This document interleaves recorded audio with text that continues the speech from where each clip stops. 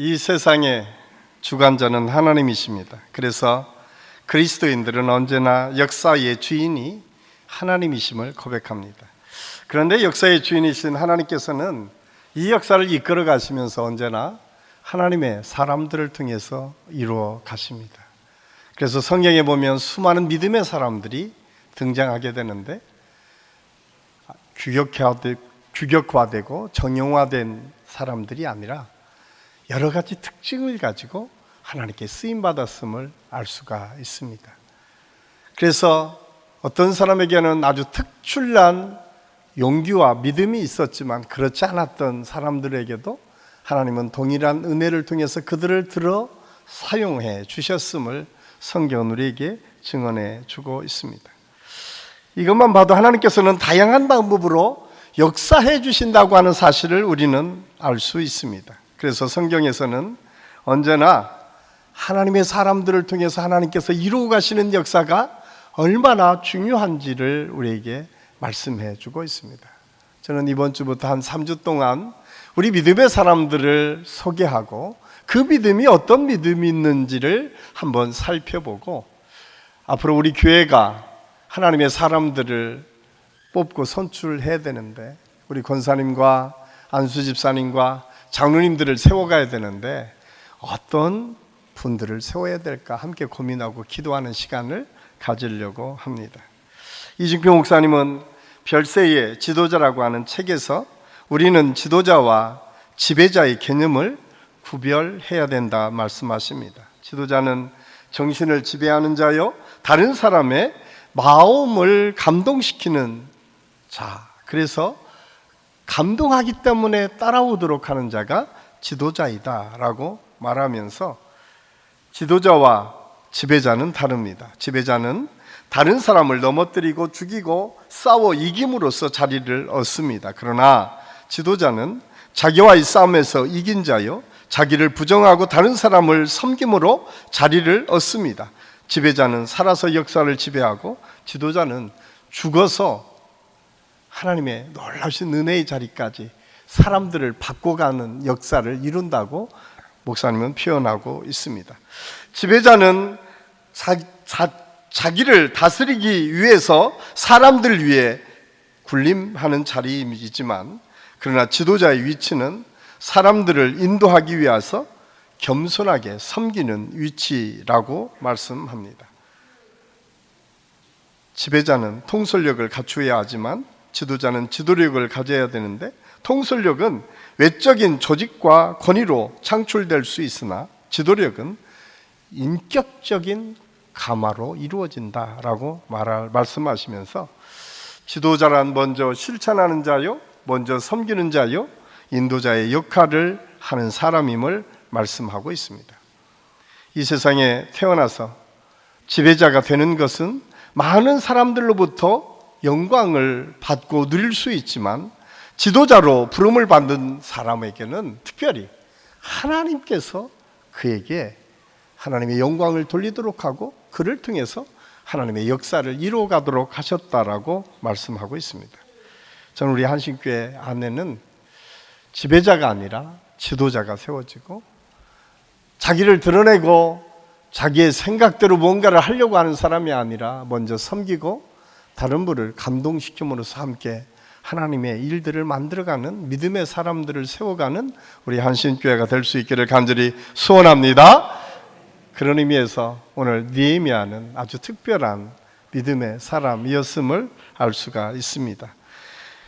느헤미야말로 하나님께서 원하는 지도자였습니다. 느헤미야는 하나님의 역사를 이룬 사람 중에 민족의 자존심을 회복하고 바벨론이 무너뜨린 예루살렘 성벽을 52일 만에 재건하는 놀라운 역사를 이루어낸 사람입니다. 그는 좌절감과 열패감으로 사로잡힌 이스라엘 백성들을 독려하고 예루살렘 성전의 재건에 힘씁니다. 무엇보다도 중요한 것은 느헤미야는 다윗 같은 왕도 아니었습니다. 모세처럼 선지자도 아니었습니다. 하나님께 직접 계시의 말씀을 들었던 이사야나 예레미야 같은 선지자도 예언자도 아니었습니다. 아론과 같이 하나님을 제사하는 제사장도 아니었습니다. 그는 정치가였습니다. 우리가 교회에서 얘기하면 평신도였다는 거예요. 특별한 직분을 갖고 있었던 사람이 아니라 그는 하나님께서 그를 들어 쓰시기 전까지는 바사 왕국의 술관원으로 살았던 사람이었음을 알 수가 있습니다. 특별히 우리가 느헤미야를 읽다 보면 다른 여러 가지 구약의 말씀들을 보면 하나님께서 직접 모세에게 나타나서 말씀하시고 아브라함에게 나타나서 말씀하십니다. 그런데 느헤미야서는 한 번도 그런 적이 없습니다.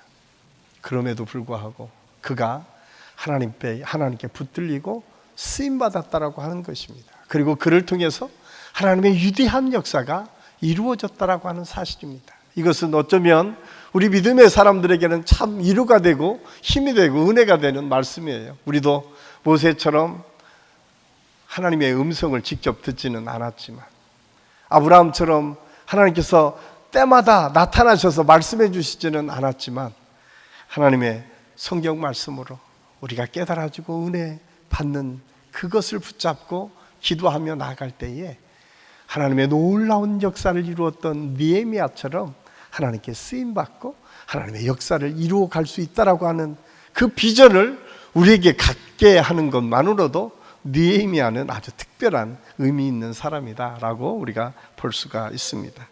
오늘 우리는 느헤미야를 통해서 어떻게 이 땅의 삶을 살면서 하나님의 은혜 받은 자로 하나님의 리더십을 발휘하며 살 수 있을까를 함께 생각하는 시간이 되었으면 좋겠습니다.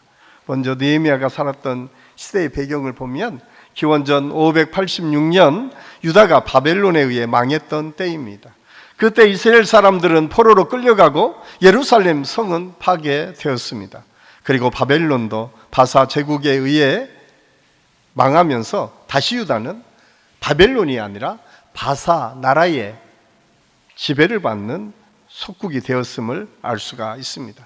느헤미야는 포로 신분의 아버지 밑에서 태어나 바사 제국에서 자란 사람입니다. 그리고 바사 제국에서 술관원이라고 하는 높은 지위까지 올랐습니다. 한마디로 세상적으로 보면 아주 출세한 사람입니다. 물론 예루살렘이나 유다에 가본 적은 없었을 것이다 라고 학자들은 이야기합니다.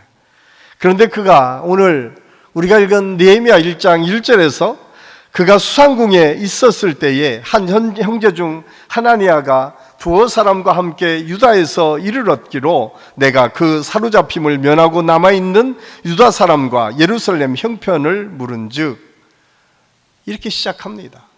관심이 있었다는 거죠.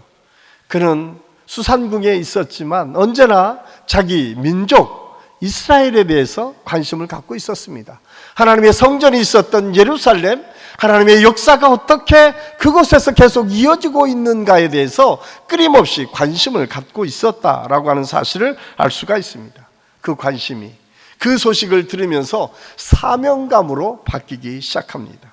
느헤미야 마음에는 자신의 영적인 고향이요 하나님을 예배하는 곳인 예루살렘과 조국인 유다에 대한 관심을 끊임없이 가지면서 어떻게 하면 그 나라가 다시 하나님의 때에 하나님의 방법으로 하나님의 역사로 회복의 역사를 이룰 것인가를 언제나 고민했던 사람이 느헤미야였습니다. 저는 오늘 느헤미야의 이 믿음을 통해서 우리 믿음의 리더들이, 특별히 이 시대를 살아가는 우리 믿음의 사람들이 어떤 삶의 자세를 가지고 살아가야 될지를 함께 생각하려고 합니다. 오늘 느헤미야는 가장 먼저 말씀해 보니까 시대를 분별하고 영적으로 깨어있는 지도자였습니다. 느헤미야는 영적으로 깨어있는 지도자였습니다. 그는 사물을 보고 그냥 지나가지 않았습니다.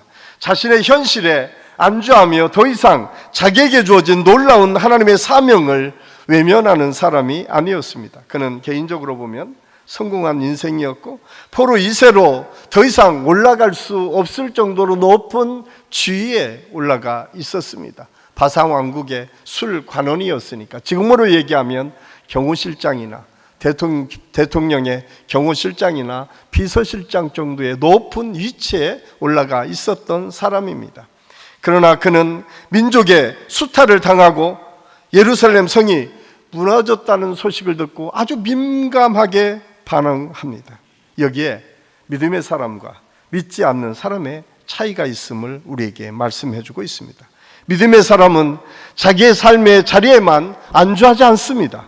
느헤미야의 관심은 하나님께서 택한 백성인 이스라엘과 하나님의 임재의 상징인 예루살렘 성전이 어떻게 되었는지에 늘 관심을 갖고 있었습니다. 특별히 예루살렘은 온 이스라엘 사람들에게는 정신적인 고향이요, 예루살렘 성전은 믿음의 터전이었습니다. 하나님의 백성이 핍박을 당하고 하나님의 성전이 무너지고 회파당했다고 하는 소식은 느헤미야에게는 아주 충격적인 소식이었습니다. 성전이 무너졌다는 것은, 하나님의 성전이 공격을 받았다는 것이요, 이스라엘 백성이 핍박을 받았다는 것은 하나님의 선민이 어려움을 당했다는 방증이기 때문에 그렇습니다.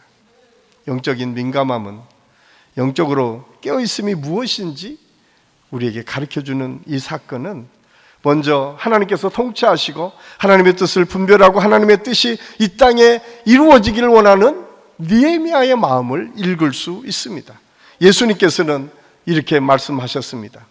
마태복음 16장 3절에 아침에 하늘이 붉고 흐리면 오늘은 날이 굳겠다 하나니 너희가 날씨는 분별할 줄 알면서 시대의 표적은 분별할 수 없느냐. 악하고 음란한 세대가 표적을 구하나 요나의 표적밖에는 보여줄 표적이 없느니라 하시고 그들을 떠나 가시니라.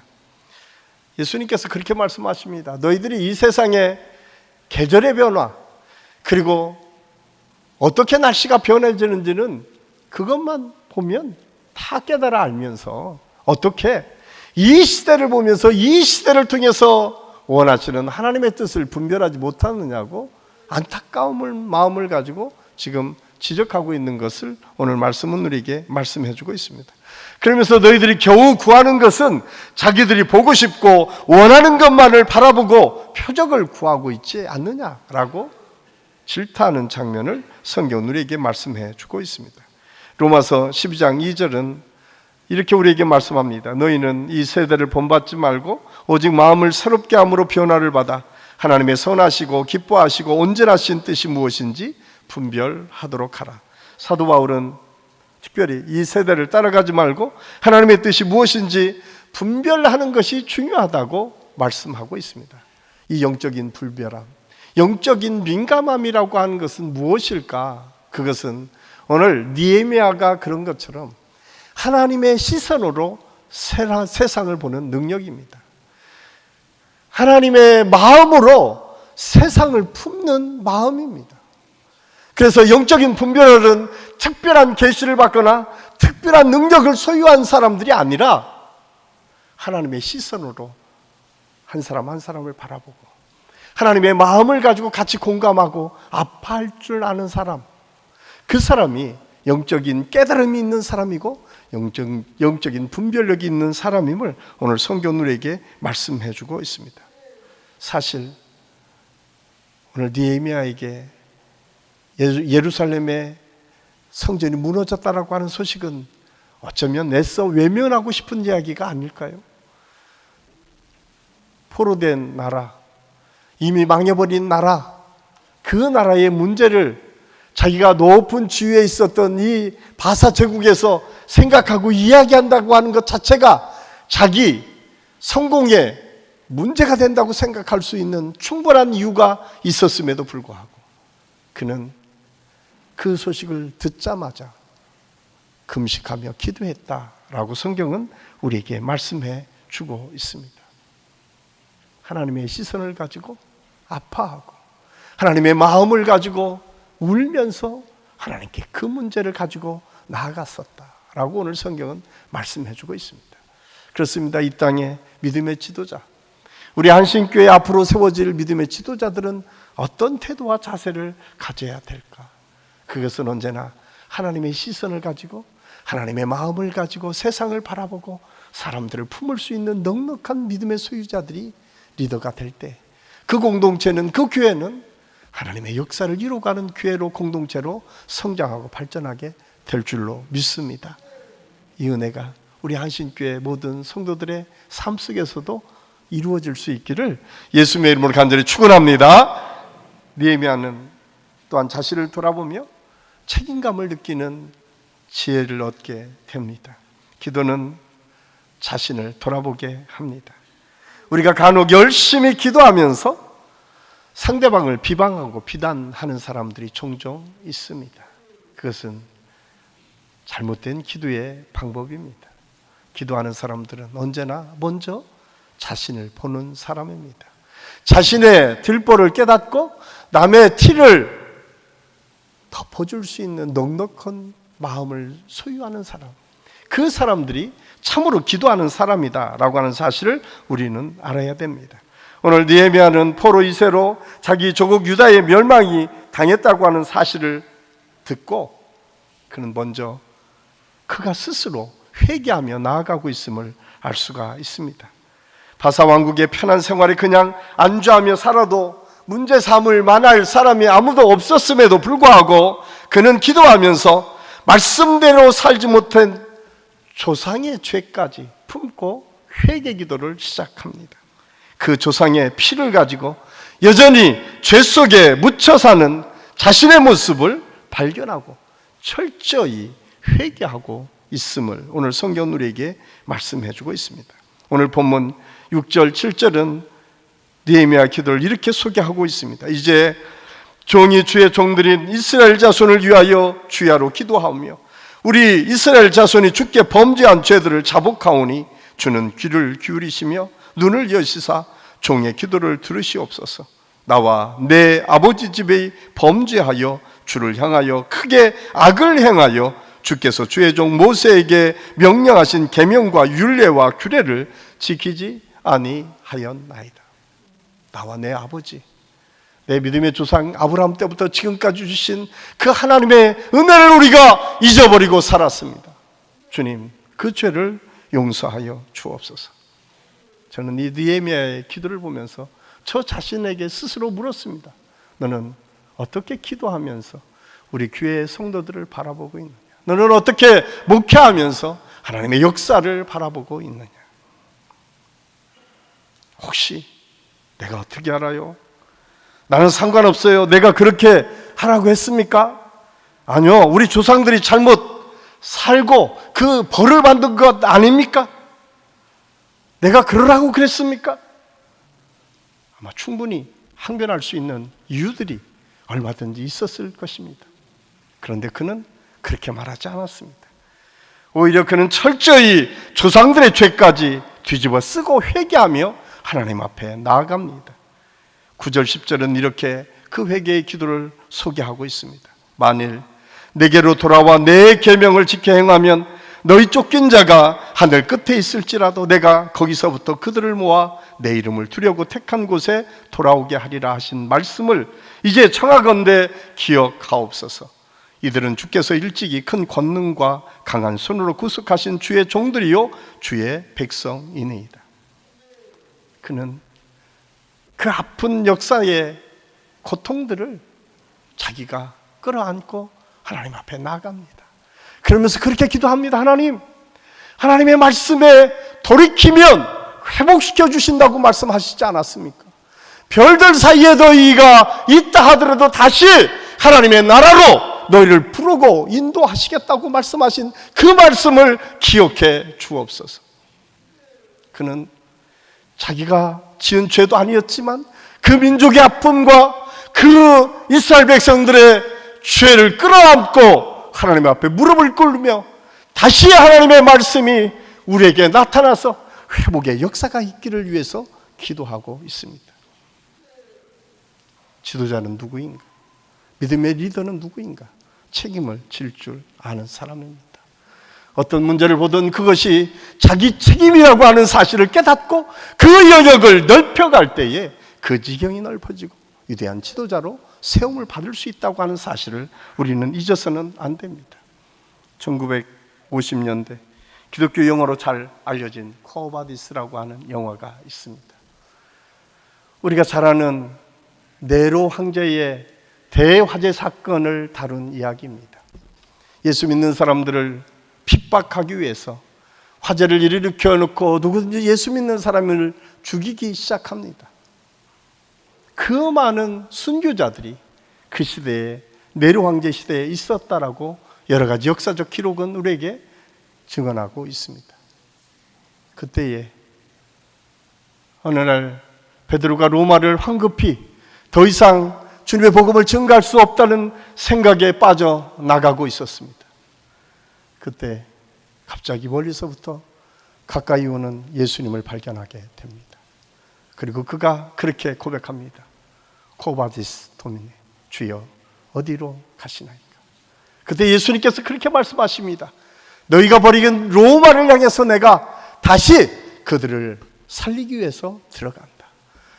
베드로는 놀랍게 자기가 얼마나 연약한 사람인지를 깨닫습니다. 그리고 돌이키고 다시 로마에 들어가서 그가 예수님께서 십자가를 지셨는데 나는 그렇게 감당할 수 없는 더 극악무도한 죄인입니다. 그래서 거꾸로 십자가에 순교했다라고 하는 이야기가 외경에 있는 베드로 행전에서 기록된 말씀, 그걸 토대로 코바디스라고 하는 영화가 만들어졌습니다.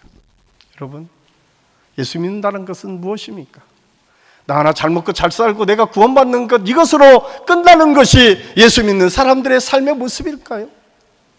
예수님은 이사야 선지자를 통해서 우리에게 말씀하십니다. 세상 죄를 지고 가는 하나님의 어린 양을 보라.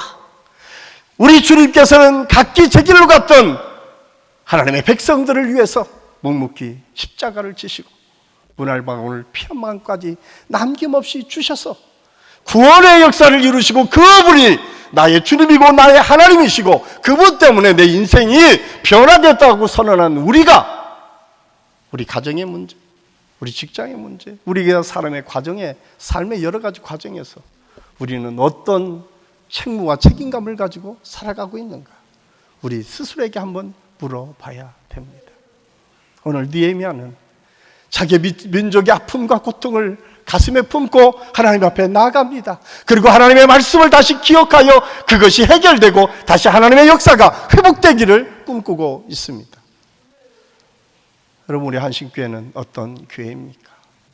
저는 우리 한신교회가 이런 책임감이 많은 믿음의 사람들이 많은 교회, 역사의 아픔과 고통을 마음에 품고 같이 기도하며 그 문제 때문에 아파하며 힘들어하며 그것을 해결하기 위해서 헌신할 수 있는 믿음의 사람들이 많은 교회, 그 믿음의 사람들로 인해서 조금씩 좋아지는 하나님의 나라가 확장되는 것을 보며 기뻐하는 믿음의 교회, 그런 교회가 돼야 되지 않겠습니까? 그런 교회가 그런 살아계신 하나님의 역사를 확실히 믿는 믿음의 사람들이 많은 교회가 돼야 되지 않겠습니까? 저는 우리 한신교회가, 우리 한신교회 모든 성도들의 가정과 사업이 그런 하나님의 은혜로 채워질 수 있기를 예수님의 이름으로 간절히 축원합니다. 또한 오늘 느헤미야의 이 지도력은 기도를 통해서 늘 이루어가는 지도자였음을 알 수가 있습니다. 기도는 믿음의 사람들에게 주시는 특별한 은혜입니다. 기도는 만사를 변화시킨다고 성경은 아주 분명하게 선언합니다. 성경의 믿음의 지도자들은 다 기도하는 사람이었습니다. 특별히 느헤미야에서 느헤미야를 처음 소개하면서 수일 동안 금식하며 기도했다라고 하는 이 소개는 느헤미야가 얼마나 기도했던 사람인가를 우리에게 잘 가르쳐 주고 있습니다. 한국교회가 부흥하던 때가 있었습니다. 그 부흥하던 때 우리 한국교회의 모습은 어떻습니까? 적어도 1년에 한 번 정도는 금식하며 기도하지 않았습니까? 여러분, 조그만 문제가 있으면 세상에 나가면 금식 기도원이 참 많이 있었습니다. 금식하며 하나님께 매달리며 하나님의 뜻을 구하고 하나님의 역사가 우리 삶 가운데 이루어지기를 위했던 믿음의 선진들이 많이 있었던 그 교회와 한국 성도들의 모습이었습니다. 그런데 언제부턴지 우리는 기도할 거리가 많이 있지만 기도하지 않습니다.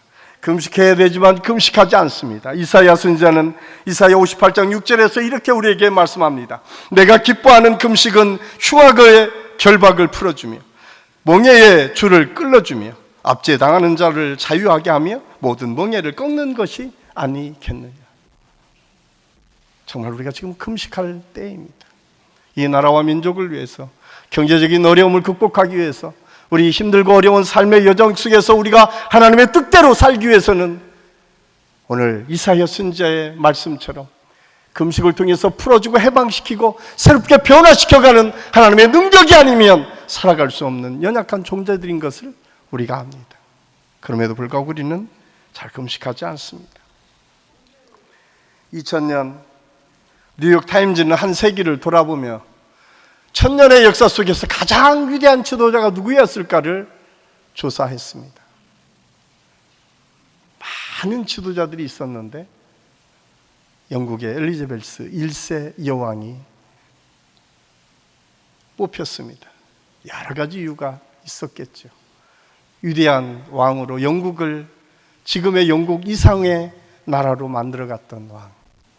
여러분, 엘리자베스 1세가 처음 왕이 됐을 때의 상황을 아십니까?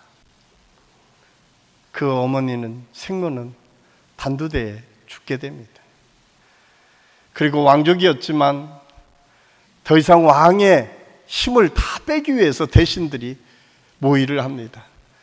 이 땅에서 가장 약한 왕, 가장 무능력하고 무기력한 왕을 세워야겠다 생각하고 왕을 세웠는데 그 왕이 엘리자베스 1세입니다. 그런데 이 왕의 소식을, 왕의 선정이 됐다는 이 소식을 들은 엘리자베스 1세는 마룻바닥에 바로 엎드렸다고, 그리고 하나님께 기도했습니다. 하나님, 영원한 역사 속에 기억낼 만한 왕으로 나를 세워주옵소서. 내 환경이, 나의 삶이 어떠하든 하나님께서 나의 왕의 삶을 이끌어달라고 기도하기를 시작합니다. 그리고 45년의 재임 기간, 그는 하나님의 말씀과 기도를 잊지 않고 언제나 가장 가까이에서 가장 먼저 했다라고 기록하고 있습니다. 그는 야만국이었던 영국을 세상의 대제국으로, 세계의 신사의 나라로 바꾸는 왕으로 기억되고 있습니다. 해가 지지 않는 나라, 영국이라는 나라가 이 세계를 얼마나 많이 장악을 했는지 해가 지지 않는 나라를 세운 왕으로 기록되고 있습니다. 그가 그렇게 할 수 있었던 이유, 그는 기도의 사람이었기 때문에 가능했다고 이야기를 합니다. 기도의 성자로 불려진 바운즈는 이렇게 얘기합니다. 오직 기도의 사람 외에는 어떤 사람도 위대하고 영원한 하나님의 일을 감당할 수 없다. 기도에 많은 시간을 들이지 않고는 어떤 사람도 기도의 사람이 될 수 없다. 하나님의 사람은 언제나 기도하는 사람이다. 하나님의 역사를 이루기 위해서는 반드시 기도해야 된다고 하는 사실을 말씀해 주고 있습니다. 우리가 너무도 잘 아는 예수님의 말씀, 마태복음 7장 7절 8절은 구하라 그리하면 너에게 주실 것이요 찾으라 그리하면 찾아낼 것이요 문을 두드리라 그리하면 너에게 열릴 것이니 구하는 이마다 받을 것이요 찾는 이가 찾아낼 것이요 두드리는 이에게 열릴 것이니라. 하나님 나라는 기도하는 사람의 것입니다. 하나님의 도우심을 통해서 하나님의 역사가 계속 이어집니다. 그래서 예수님께서는 언제나 기도하는 것을 먼저 말씀해 주셨고, 공생의 기간 전 생애를 통해서 사역을 하실 때마다 먼저 구별한 시간이 있었는데 그것이 기도 시간이었습니다. 기도의 모범을 보여주셨던 예수 그리스도의 아름다운 신앙의 모습을 이어받은 느헤미야, 그는 하나님의 은혜를 통해서 언제나 기도하는 사람으로 하나님께 쓰임 받았습니다. 역사학자인 아놀드 토인비는 이런 말을 하였습니다. 역사에는 지배적 소수와 창조적 소수가 있는데 지배적 소수가 있을 때는 역사가 퇴보하였고 창조적 소수가 있을 때에는 역사가 진보하였다. 여러분, 저는 우리 안식교회 모든 성도들이 창조적 소수가 될 수 있기를 간절히 소원합니다. 우리 스스로가 오늘 느헤미야처럼 창조적 소수가 되어서 영적으로 민감한 사람, 하나님의 시선으로 세상을 바라보고 하나님의 마음으로 세상을 품고 하나님께서 주시는 은혜를 가지고 주어진 책임을 감당하며 기도로 나아가는 믿음의 사람, 이 느헤미야처럼 저는 우리 한식교회 앞으로 뽑혀질 믿음의 리더들이, 그리고 우리 성도들의 삶의 모든 과정에서 살아가는 모든 삶의 여정 속에서, 아니 우리 믿음의 대를 이어가는 우리 미래의 자손들이 이런 느헤미야 같은 아름다운 믿음의 소유자들이 다 되어서 하나님께 쓰임받고 영광을 돌리는 축복의 역사가 있기를 예수님의 이름으로 간절히 축원합니다. 기도하겠습니다. 사랑의 아버지 하나님, 은혜를 감사합니다. 오늘 느헤미야의 지도력을 통해서 우리가 이 땅의 삶을 어떻게 살아가야 될지를 함께 생각했습니다. 주님, 우리에게도 이 세상을 하나님의 시선으로 볼 수 있는 능력을 허락하여 주시옵소서. 하나님의 마음을 가지고 아파하고 힘들어하는 사람들을 품고 사랑하고 섬기며 세워가는 믿음의 사람, 책임을 전가하고 책임을 회피하는 것이 아니라 내 탓입니다, 내가 하나님 앞에 그 모든 것을 가지고 나아가 기도하며 회개하며 그것을 바꿔가는 능력의 사람들이 되게 하여 주셔서 우리 한식교회 모든 성도들이 가져 사업 가는 모든 삶의 터전에서 이런 하나님의 역사가 나타날 수 있도록 인도하여 주시옵소서. 기도함을 통해서 하나님께 영광을 돌렸던 느헤미야처럼 하나님께 무릎 꿇는 기도의 시간이 많아지는 성도들이 되게 하시고, 그것으로 인해서 하나님의 역사를 우리 삶 속에서 하나하나 이루어갈 수 있는 능력의 역사가 있게 하여 주옵소서. 예수님의 이름으로 감사드리며 기도하옵나이다. 아멘.